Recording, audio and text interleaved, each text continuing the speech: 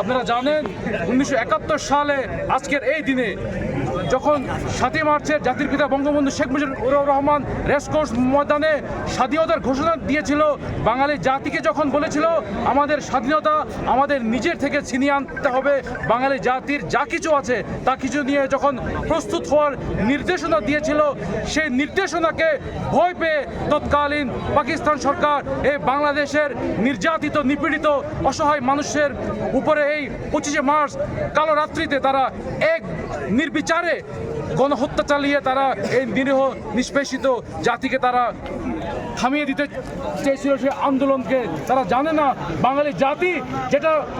যেটা প্রতিজ্ঞাবদ্ধ হয়ে যে তারা স্বাধীন করবে সেটা স্বাধীন করে ছাড়ে, তারই ধারাবাহিকতায় 9 মাস রক্তক্ষয়ী যুদ্ধে আমরা এই লাল সবুজের পতাকা পেয়েছি।